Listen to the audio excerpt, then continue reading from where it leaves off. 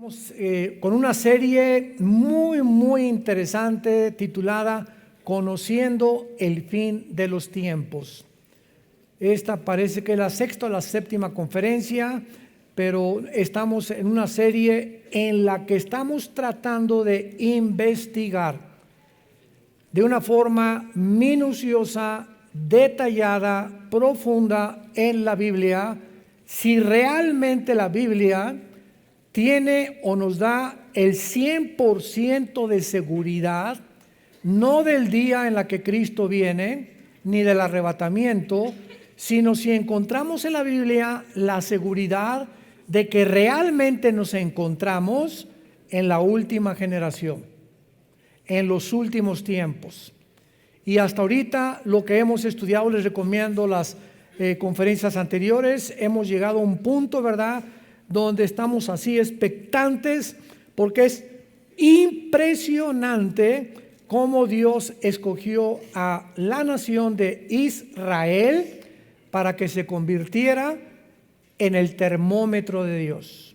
Israel es el termómetro de Dios. La iglesia no es el termómetro de Dios. La iglesia fue incluida en el plan de Dios cuando Dios rechazó a Israel hace 2000 años porque rechazaron a Cristo como el Mesías. Dios nos pone a nosotros porque no hay nadie indispensable en la obra de Dios. Pero cuando Dios regrese a tratar con Israel, Romanos 9, Romanos 10, Romanos 11 lo explican claramente, Oseas capítulo 5, Oseas capítulo 6, Ezequiel capítulo 37, etcétera, Apocalipsis capítulo 11. Entonces la iglesia no puede estar aquí en la tierra. ¿Por qué? Porque a Dios le falta 7 años para terminar con Israel, que son los 7 años de la gran tribulación.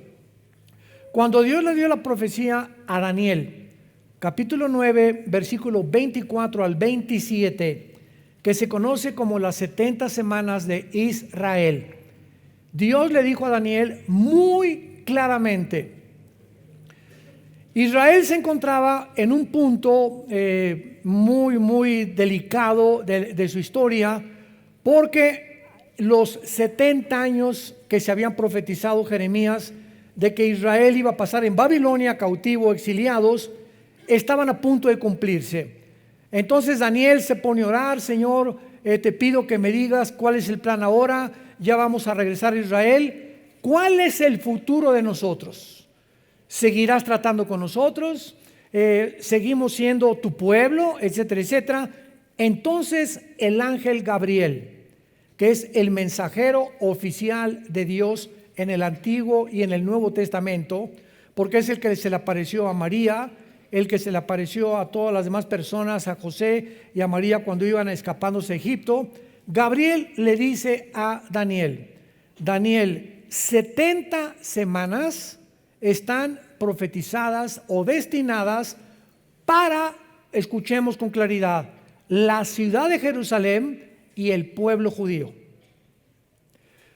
Los judíos, como en las clases anteriores hemos visto, tenían semanas de 7 días y tenían semanas de años. En otras palabras, dice el Salmo 90, 1 Pedro capítulo 3, que para Dios un día es como 1000 años y 1000 años como un día.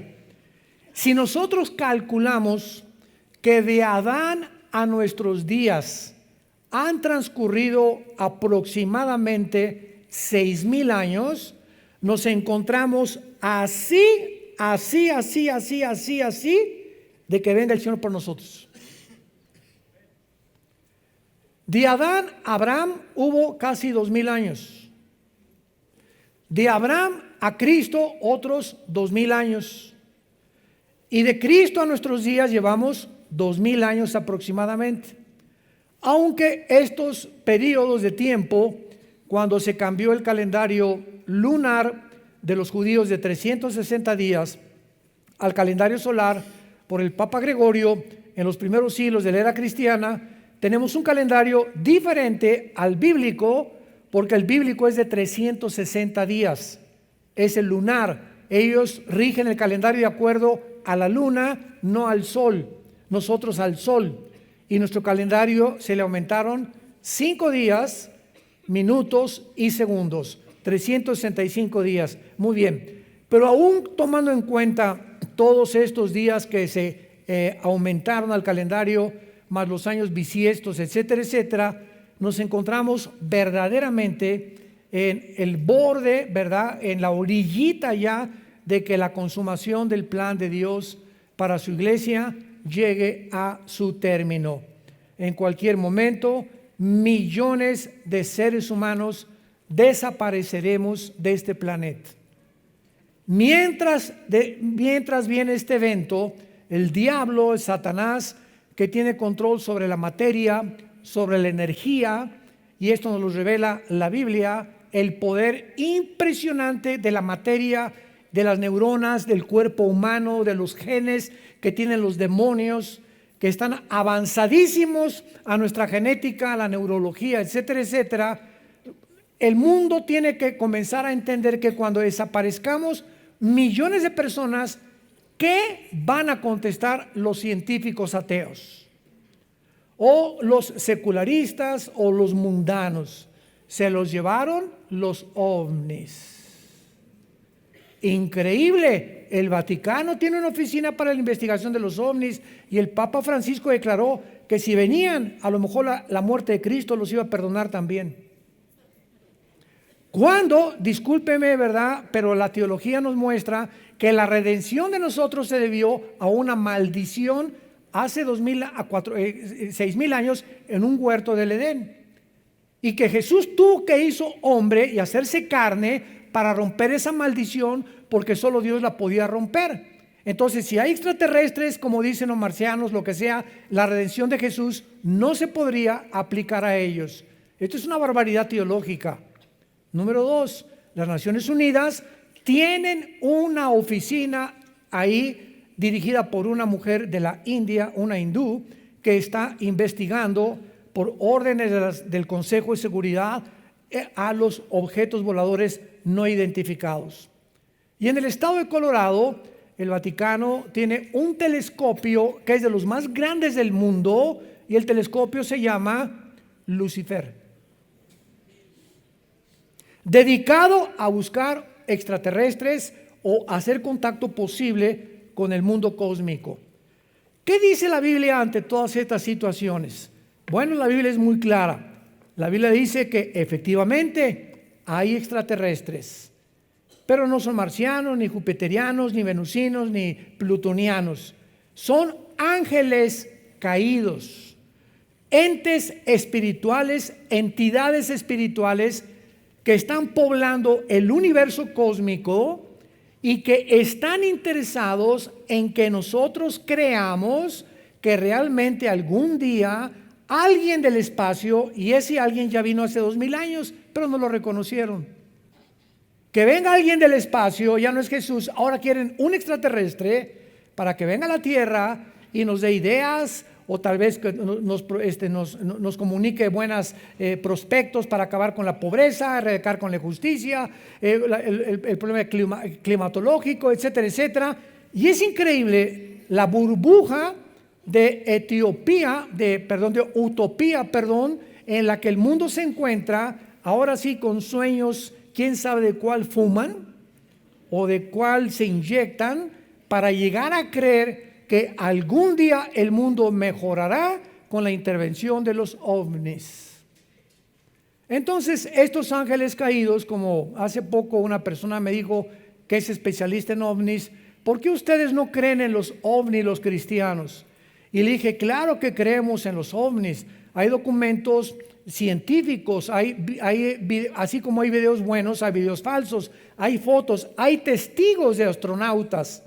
Y los astronautas, la mayoría, son personas educadas, con una disciplina férrea, personas de un carácter científico en matemáticas, en astronomía, muy elevado, mucho más que nosotros, que han dado testimonio, que han pasado enfrente de ellos objetos voladores no identificados.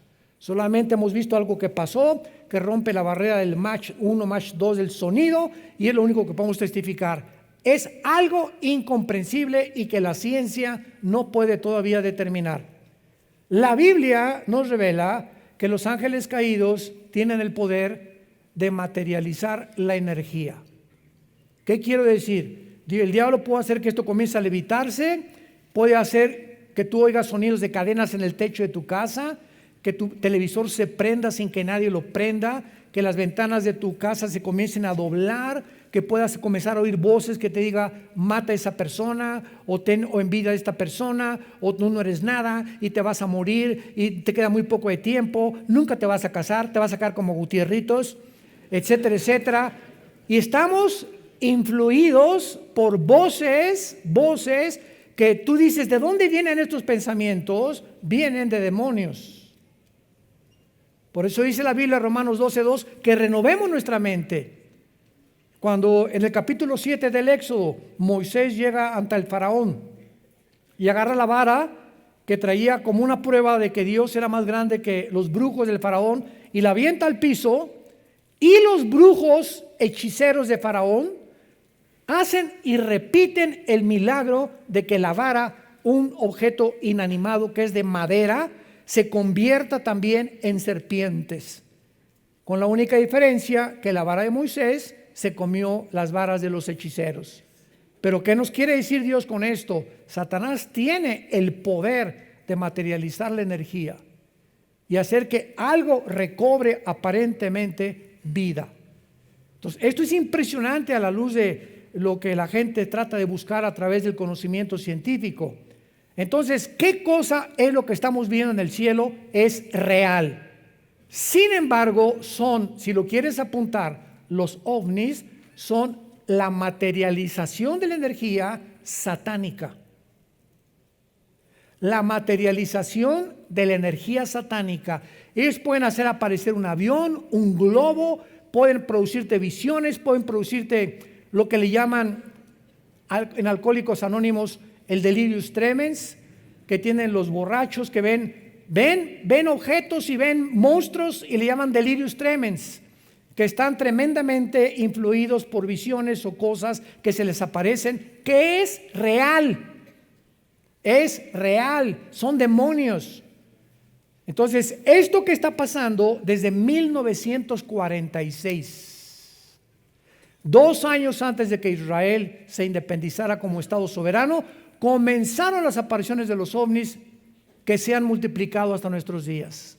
Ahora el mundo ya, el Vaticano, las Naciones Unidas, los medios de comunicación, cuando desaparezcamos millones de personas, tendrán una excusa para explicar, entre comillas, científicamente, por qué desaparecimos del planeta Tierra. Se los llevaron los ovnis, se llevaron a los religiosos, a los que estaban en contra de todas estas cosas, y ahora sí comamos y bebamos, porque ya no tenemos ningún mandamiento más que los que quedamos nosotros proponer, hacer nuestra ética y nuestra moral. Y este mundo se dirige a una economía global, a un gobierno global, a un sistema militar global, que el anticristo lo va a cumplir, profetizado hace más de 2000 años. Todas estas profecías nos damos cuenta que desgraciadamente no cabe duda que es una de las preguntas más relevantes del cristianismo: ¿cuándo y cómo regresará Jesucristo? Sin embargo, el estudio de la escatología, santos de Dios, damas y caballeros, escato más allá, logos, conocimiento. La rama de la escatología trata con los acontecimientos de los últimos tiempos. Es una rama de la teología. Y desgraciadamente el estudio de la escatología ha sido muy pobre y ha dejado un vacío tan grande que ha dado una explosión de enseñanzas falsas. Entonces, por todos lados oyes, ¿cuándo viene Cristo? Pues yo creo que en el pretribulacionismo, no a la mitad de la tribulación, no al final de la tribulación, otros que ni el milenio existe, otros están enseñando que ni siquiera existe el rapto. Increíble, impresionante, que el rapto ni siquiera existe. Entonces, toda esta serie de enseñanzas, vemos que la sana doctrina ha sido reemplazada por mensajes que apelan a las emociones, y el discernimiento ha sido abandonado por experiencias místicas. El otro día tuve una entrevista en un programa de televisión y me preguntaron: ¿a quién recurro? Virgen del Cobre, de los Sagrados, la Macarena, que por qué yo no creía en las manifestaciones del Espíritu Santo. No dije ninguna virgen. ¿A qué se refiere usted con las manifestaciones del Espíritu Santo? Si usted me dice que voy a creer que las personas se cagan al piso y que queden inconscientes, esas son experiencias místicas. Porque mi respuesta fue: claro que creo en las manifestaciones del Espíritu Santo, si no, no sería cristiano. Sin embargo, si usted le llama a eso, o comenzar como alambre eléctrico, decir que el Espíritu Santo la ha tocado, o que alguien se cae al suelo porque el Espíritu Santo, o alguien le sopla y se cae al suelo, en eso no lo creo. ¿Por qué? Contesté: porque detrás de cada cosa que hace Dios está su sabiduría. Y la pregunta que cabe aquí es la siguiente: ¿cuál sería el motivo de Dios para tumbarnos al suelo? ¿Querrá Dios que estemos paraditos o acostados y soñando? ¿Cuál sería el propósito de Dios? O sea, ¿es un circo? ¿O Dios, el Espíritu Santo realmente nos quiere tumbar? Ahora sí, el Espíritu Santo, que nadie se ponga atrás y que se descalabre. A ver, déjenlo, si es el Espíritu Santo, que no haya catchers y que no haya nadie que los cache. Si el Espíritu Santo no va a querer que escale una persona ni que se quede conmocionada con un trancazo en el mosaico o en el cemento. Estamos en un mundo tan engañoso, pero tan engañoso, que se comienza a propagar. Esto comenzó en los 90 del siglo pasado, con un predicador que ya escuché, parece que hasta se arrepintió, americano, que me reservo su nombre, y se quitaba el saco y órale, y tumbaba y todos para atrás. ¿Ustedes creen que el Espíritu Santo quiera dar esos espectáculos? A ver, me quito mi saco para que vean que aquí yo traigo el poder de Dios. Mejor no lo digo la palabra. ¿Qué tiempos estamos viviendo? Bueno, la cuestión es que han pasado casi 2000 años desde que Jesús ascendió al cielo, y la cristiandad tiene ahora que realmente reconciliar dos posiciones paradójicas aparentemente en cuanto al regreso de Jesús. De esto se trata esta serie. Número 1, nadie sabe la hora ni el regreso de Jesucristo. Cuando los apóstoles estaban ya a punto de presenciar en Hechos capítulo 1 la ascensión de Jesucristo al cielo, 50 días después de que Cristo muere en la cruz, ya se va al cielo. Le preguntaron en el versículo 6 del libro de los Hechos capítulo 2, Hechos 1, 6 y 7. Vean ustedes, los discípulos, los apóstoles, ya Cristo había resucitado. En el camino de Maús ya había caminado con dos de ellos, ya les había explicado, tardos para oír a Moisés y a los salmos y los profetas, que el Hijo del Hombre tenía que morir y resucitar a los 3 días. Y después de casi 50, 40 días más o menos que estuvo apareciéndose Jesús a cientos de personas y a sus discípulos, aquí los discípulos todavía no les caía el 20. Todavía no estaba el Espíritu Santo en ellos, porque esto es antes de Pentecostés, y todavía tenían aquí zonas grises en el cerebro, y verdad que no era culpa de ellos, sino no llegaba el tiempo de la iluminación total. Y le preguntaron a Jesús, Hechos 1:6, los que se habían reunido le preguntaron diciendo: Señor, vean la pregunta, ¿restaurarás el reino de Israel en este tiempo? O sea, ¿saben qué le estaban preguntando a Jesús? Seguían creyendo que el Mesías tendría que restaurar Israel, porque la profecía decía que el Mesías vendría y acabaría con los romanos, y no entendieron que primero era la muerte y después la corona.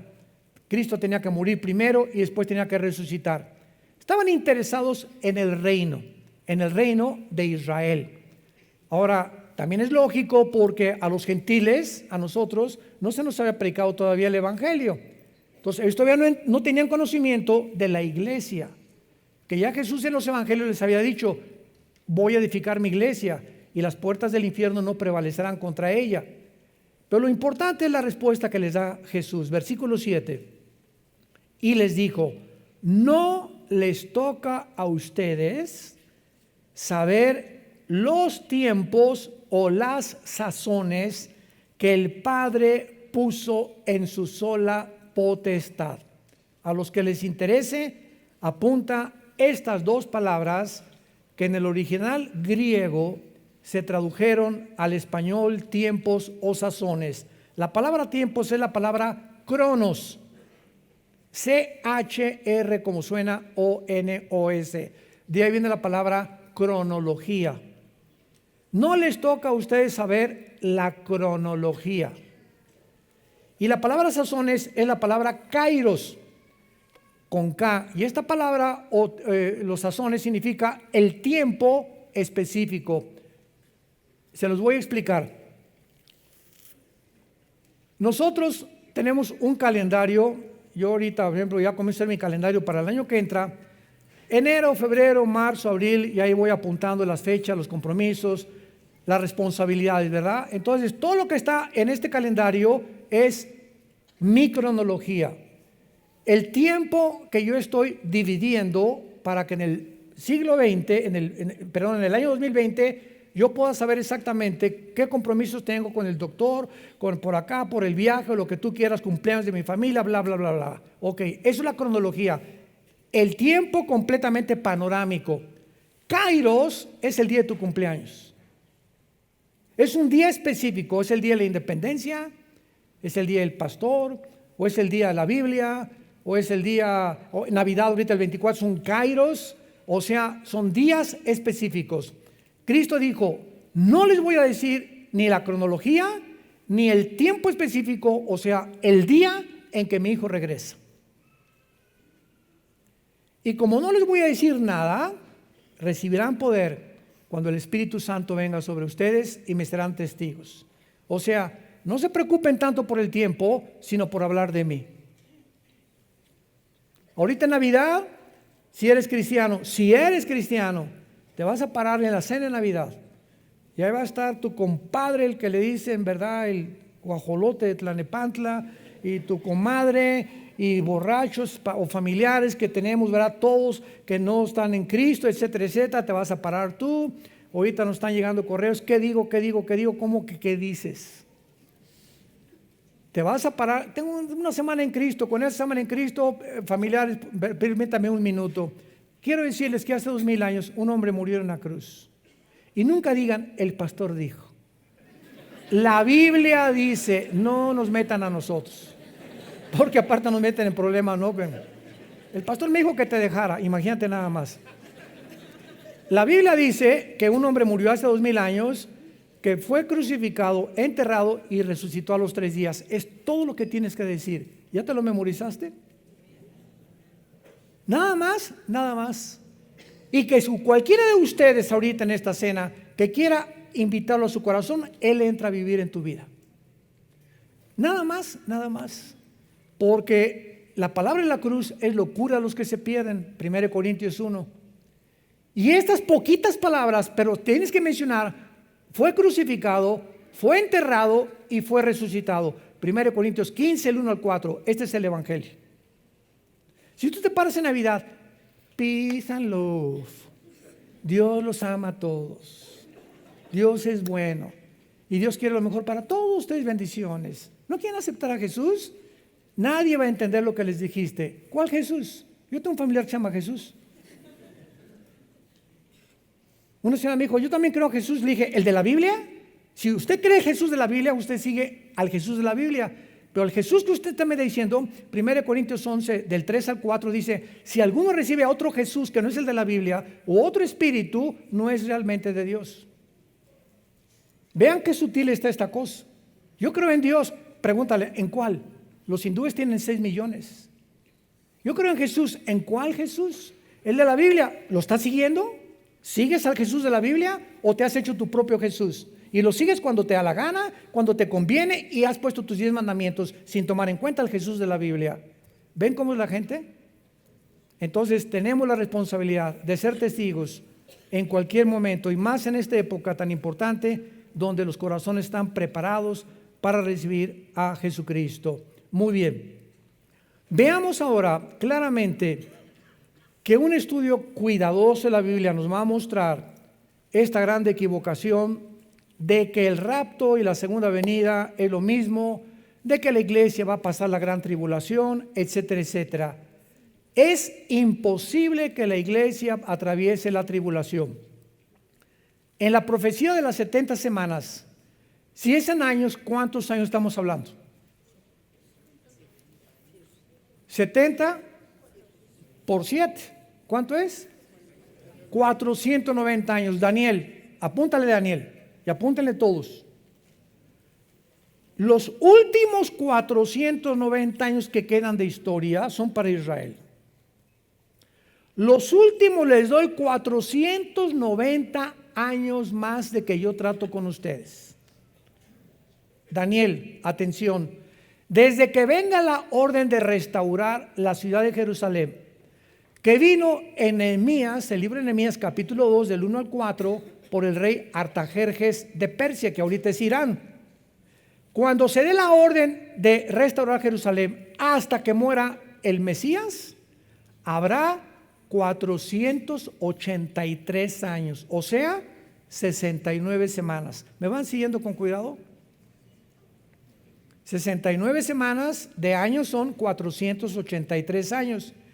Y tomando nosotros en consideración esta profecía, que es la más asombrosa, que le funde los fusibles a cualquier persona que se llame matemático o físico matemático, no existe en la Biblia ni en ningún otro libro en el mundo una cronología tan impresionante para que tú puedas calcular desde que se dio la orden hasta Cristo se cumplieron exactamente 483 años.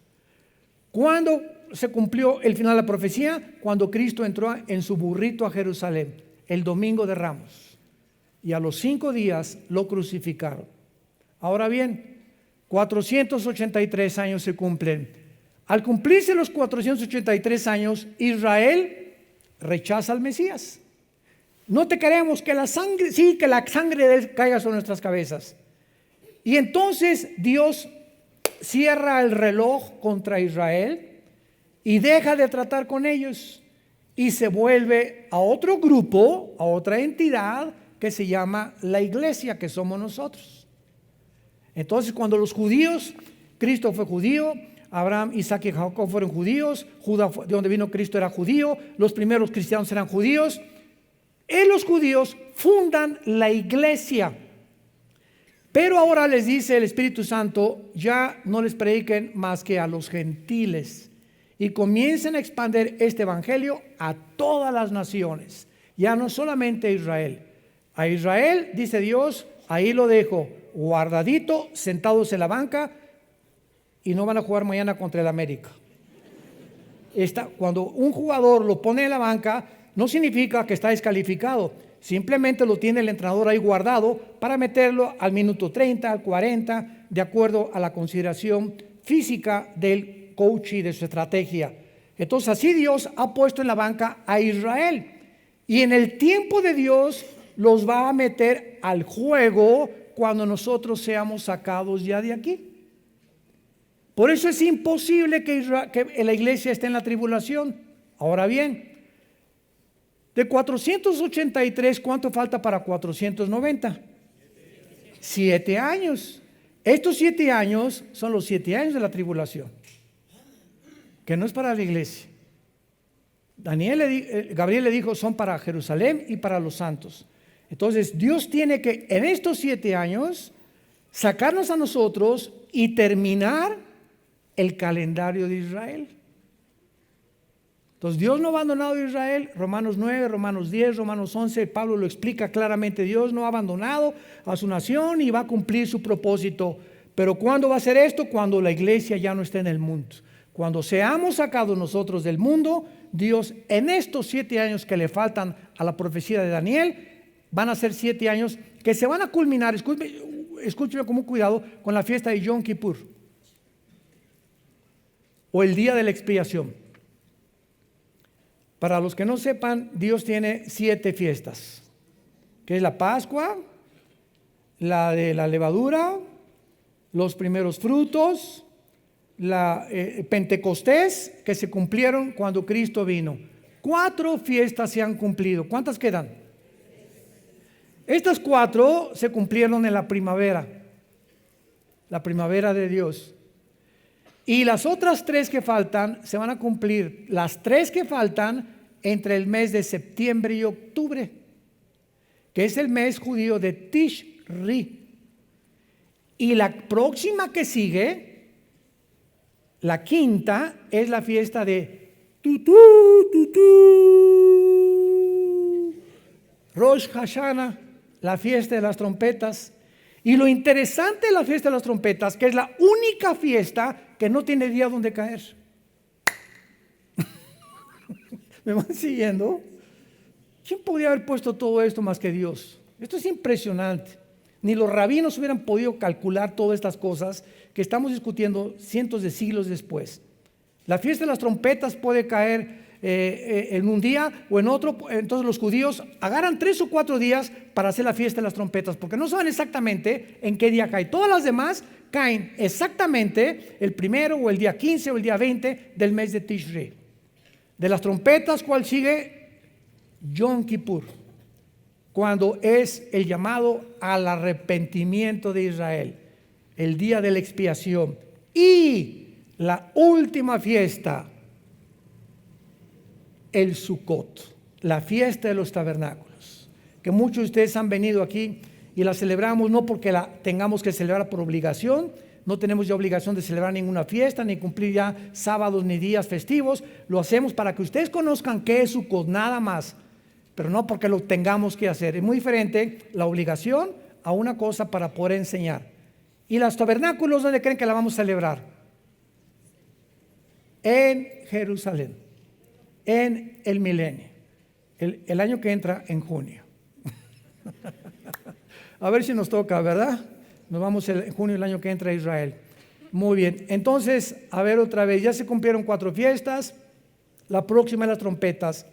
Por eso no es posible que la iglesia pase la tribulación. Las trompetas, los judíos la asocian precisamente, los judíos mesiánicos, con Rosh Hashanah o con la fiesta de las trompetas, porque primera de Corintios 15, 51 al 53 dice, se tocará la trompeta final. Muchos, ¿verdad?, por no conocer la escatología, la relacionan con las trompetas del Apocalipsis. Por el amor de Dios, las trompetas del Apocalipsis son de juicio. Esta es tutú, vámonos a casa. Juímonos, decían en mi rancho.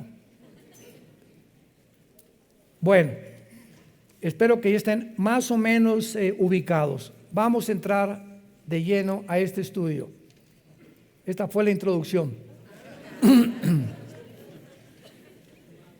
Como decía Pablo, hay tantas cosas que explicar, tantas cosas que enseñar, ¿verdad?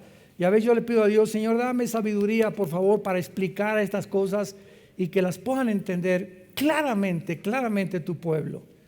Porque es importante que podamos comunicar estas verdades de una forma en la que puedan ustedes, si no entender claramente por tu falta de estatura y crecimiento espiritual, por lo menos darte una idea de cómo está las profecías bíblicas en la Biblia.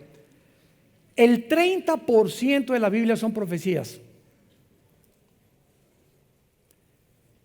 La Biblia contiene un 30% de profecías y los 2 eventos proféticos. De todas las profecías que hay en la Biblia, los 2 eventos proféticos que van de la mano, así, como hermanitos gemelos, son el renacimiento de Israel como nación, 1948, y el arrebatamiento de la iglesia.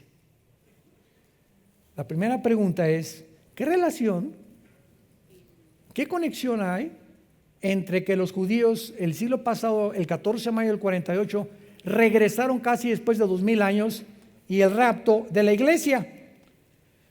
Lo que hace realmente el regreso de Israel a su tierra no hubo señales de cuándo iban a regresar. Desde Deuteronomio, Moisés le enseñó al pueblo judío que algún día ellos regresarían y Dios trataría con ellos. No existe en la Biblia ninguna fecha cuando ellos iban a regresar después de que fueron expulsados por segunda vez, el año 130 después de Cristo, por los romanos. Entonces, lo que hace el regreso a Israel, un evento sin señales, es que este renacimiento fue un milagro. ¿Qué es un milagro? Se define como algo que desafía lo natural o la capacidad de comprensión humana. Eso es lo que es un milagro. No se sabía, para concluir, cuándo y cómo iba Israel a regresar. Y después de 2 guerras mundiales, la Primera Guerra Mundial, vean lo que se encuentra detrás de los eventos de la historia. Dios es el Dios de la historia. La Primera Guerra Mundial prepara la tierra para que los judíos regresen. Y la Segunda Guerra Mundial prepara a los judíos para regresar a su tierra. Se necesitaron, en otras palabras, 2 guerras mundiales para un evento que se tenía que cumplir en 1948. Ahora, ¿por qué se necesitaron estas 2 guerras mundiales? Bueno, hasta 1923, después de la Primera Guerra Mundial, el Imperio Otomano Turco controlaba el Medio Oriente. Y en 1923, después del 14, el 18, que se pierde la Primera Guerra Mundial, perdió la Primera Guerra Mundial Alemania y el Imperio Otomano Turco se aliaron con Turquía. Y al eliminarse el imperio de los otomanos turcos musulmanes, los ingleses de 1923 a 1945 toman el control del Medio Oriente.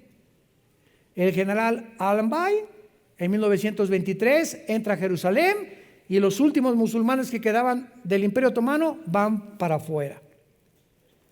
Esto fue, si no hubieran vencido los ingleses a los otomanos, ¿cómo podría Israel regresar a su tierra? Síganme con cuidado.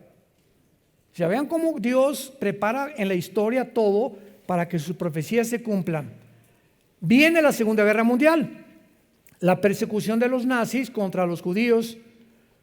El diablo sabía, la única verdad que el diablo sabía era que Israel iba a regresar a su tierra. Y el diablo sabía que cuando Israel regresara a su tierra, tenía que comenzar a contar sus días. Porque para que Israel regresara a su tierra, se tenía que cumplir todas las demás profecías. Si Israel no hubiera regresado, ¿a quién va a perseguir el anticristo? Si Israel no hubiera regresado, ¿qué templo iban a levantar?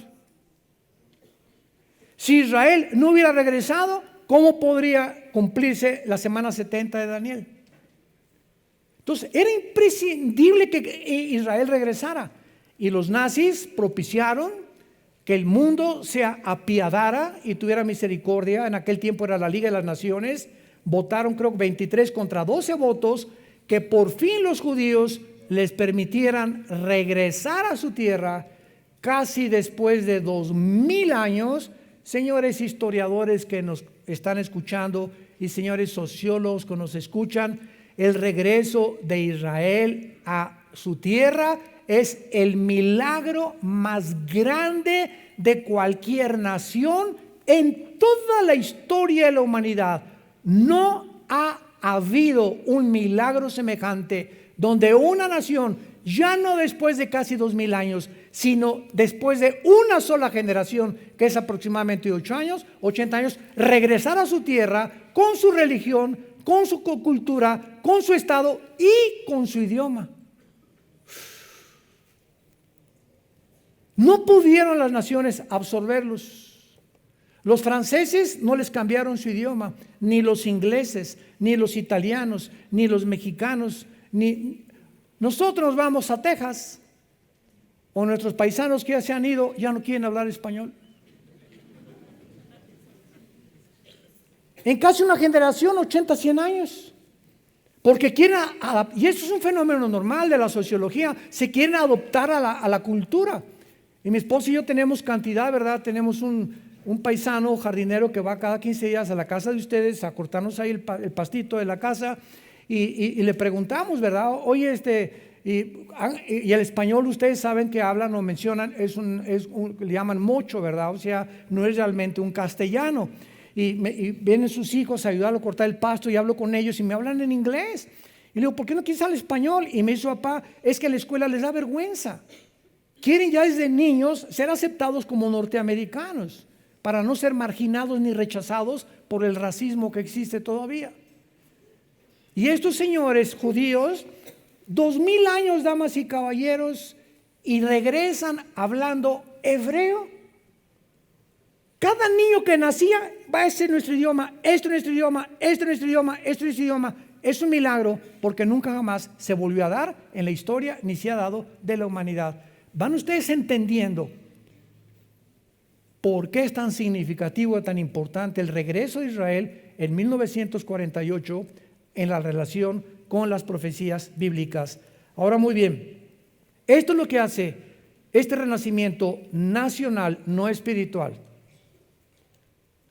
Espiritual será cuando después de la tribulación se conviertan, Romanos 11, 25, 26, y todo Israel será salvo. Los que crean en el Mesías, desde luego, hasta que Cristo venga. Y ya podrán, creyendo en el Mesías, entrar al milenio junto con todos nosotros, que regresaremos con Cristo en su segunda venida. Muy bien, esto es lo que hace milagroso este regreso. Ninguna nación ha podido jamás en la historia regresar a su tierra después de haber sido dispersada nada más por más de una generación. Nada como esto ha sucedido en la historia del mundo. Veamos rápidamente esta verdad profetizada en el libro de Amós, en el Antiguo Testamento. Amós capítulo 9,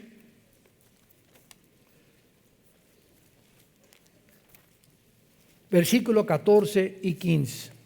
Esta profecía es impresionante, sencillamente cautivadora.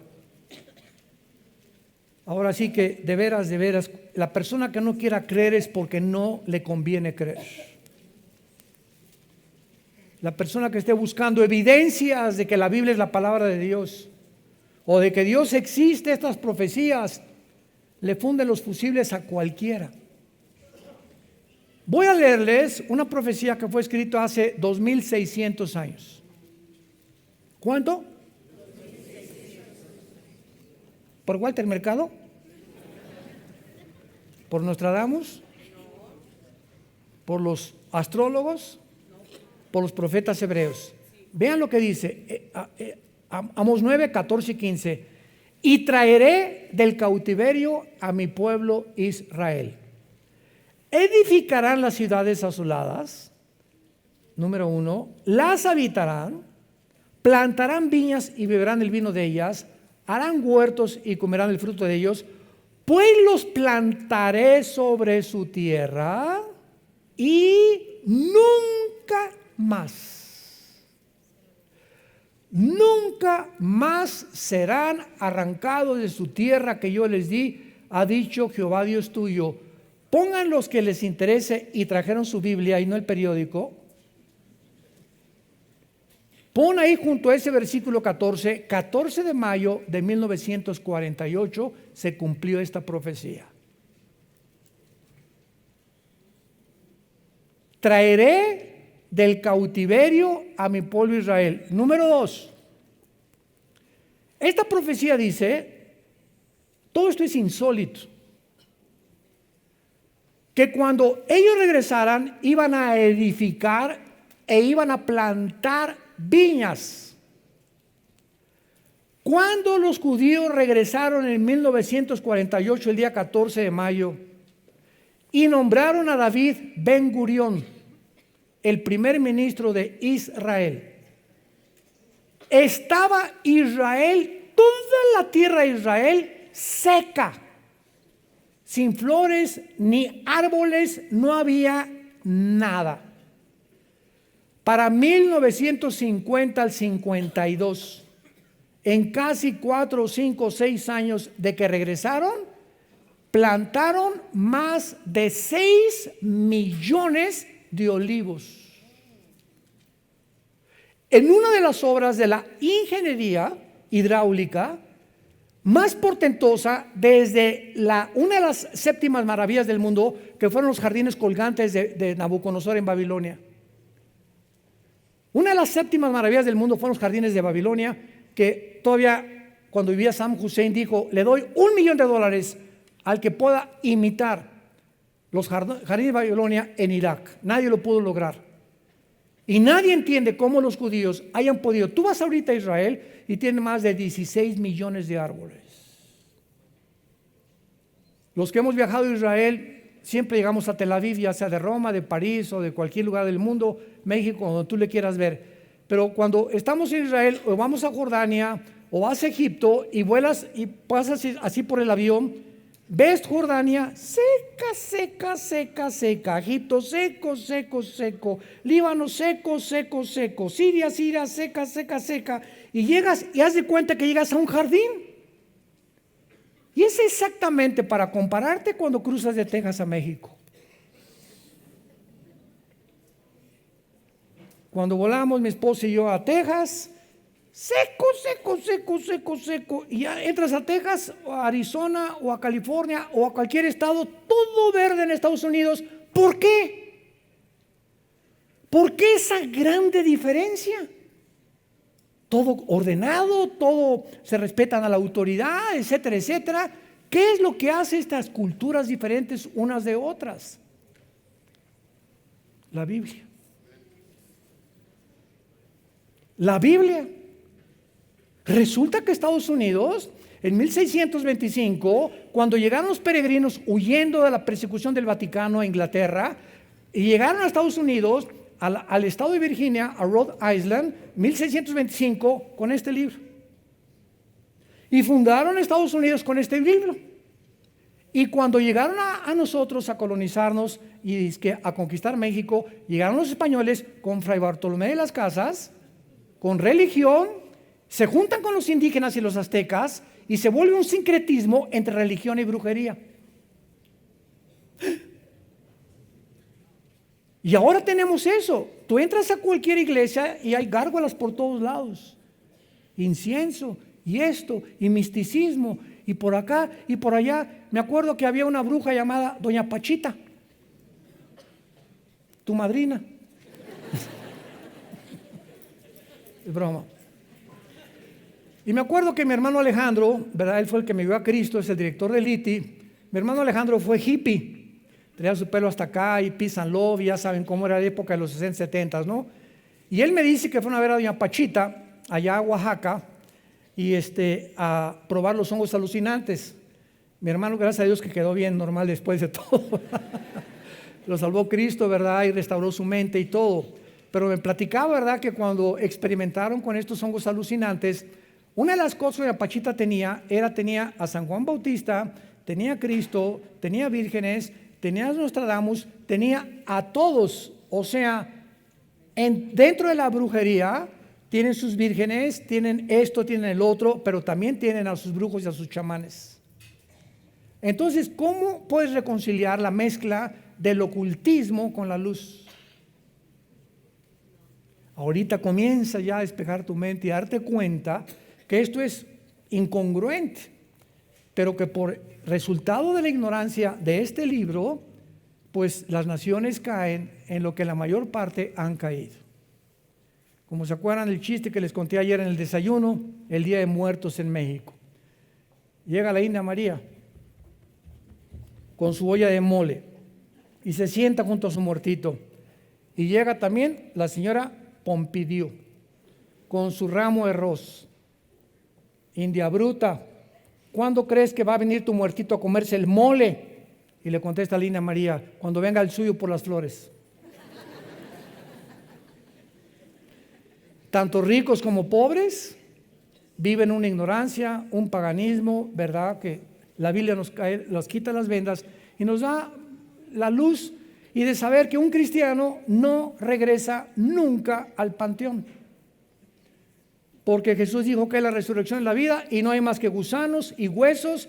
Tu muertito no se va a comer el mole, ni tampoco las flores las va a oler. Pero eso lo hacemos cuando ignoramos qué se encuentra detrás de todo, las fiestas y las cosas que nosotros, por tradición, porque es una tradición nada más, hacerlo.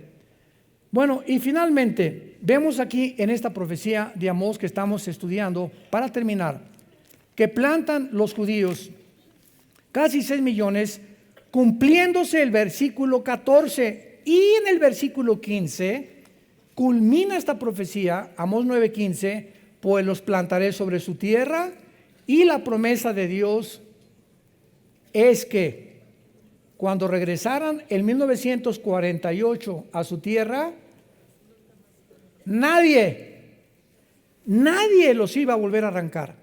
A pesar de ser así una minoría, asombraría al mundo el sistema de defensa que iban a desarrollar, que hasta el siglo XXI Israel tiene los mejores pilotos del mundo, más que los MiG rusos y los F-35 que tienen ya los americanos y que los ingleses. No hay aviación como Israel ahorita. No hay tecnología en armas y en internet y en la cibernética como lo que han desarrollado los judíos. Llegaron los judíos el 14 de mayo a las 5:30 de la mañana del día 15 de mayo. Los atacaron 4 naciones árabes. Se fueron contra ellos. Vino en 1952, 54, los volvieron a atacar. Y para terminar con la guerra milagrosa de los 6 días, del 1 al 6 de junio de 1967, donde se juntan todas las naciones árabes dirigidas por Gamal Abdel Nasser, el presidente de Egipto en aquel tiempo. Reúne a los jerarcas de Jordania y a toda de Egipto, de Siria, de Irak. Exterminemos a los judíos, echémoslos al mar Mediterráneo. ¿Saben ustedes lo que pasó en la guerra de los 6 días? Ahorita somos como 2,000 personas en este auditorio. Dentro de las leyes de las probabilidades, señores matemáticos, si tuviéramos nosotros 100 rifles y nos rodeara ahorita un ejército de 1,000,000 de soldados, somos 2,000, ¿cuántas probabilidades tendríamos de salir vivos? 10 a la 12ª potencia. Imposible. Son las mismas probabilidades que tenían los judíos en comparación con su armamento, sus tanques y sus aviones, de salir vivos de esta guerra. El general Schwarzkopf compra su libro, su biografía, que fue un cadete de West Point y dirigió la invasión, no la invasión cuando sacaron a San José en 1990-91 de la guerra del Golfo Pérsico. El general Schwarzkopf dijo en su libro: yo soy un militar, tengo casi 80 años de edad, se murió hace algunos años. Nunca ni las falanges de Alejandro el Magno, ni Napoleón Bonaparte, ni los Pirineos de Aníbal, no conozco ningún ejército que haya podido sobrevivir, ni la estrategia que tuvieron los judíos, como la guerra de los 6 días. ¿Qué pasó? Al segundo día que se juntaron, un sargento israelí interceptó un mensaje de un sargento iraquí de la invasión. ¿Saben lo que hicieron los judíos? En el segundo día se subieron a 6 aviones. Se elevaron hacia el cielo y comenzaron a las 4:30 de la mañana del día tercero. Acabaron con toda la aviación de los egipcios. Se fueron sobre el aeropuerto de Jordania. Total que en el quinto día, los ejércitos enemigos no tenían un solo avión. Ellos controlaban el aire. Y controlando el aire, controlaron la tierra. Cuando controlamos la oración, controlamos lo de abajo. Todo tiene una relación con el mundo espiritual. Esto es asombroso. Son como las guerras de Josué, ilustran cosas espirituales del Nuevo Testamento. Bueno, total que ya los tanques arrasaron. En el 6º día, los judíos estaban en el Sinaí, habían entrado a Egipto hasta el Sinaí, habían conquistado las colinas de Golán. El año que entra las vamos a visitar cuando nos vamos al barco, y habían conquistado la Franja de Gaza y el Banco Oriental en 6 días. ¿Saben por qué acabaron en 6 días? Porque el séptimo tenían que descansar. Hasta con eso. No hay coincidencias, de veras, esto es asombroso, ¿verdad? Este es el Israel de Dios.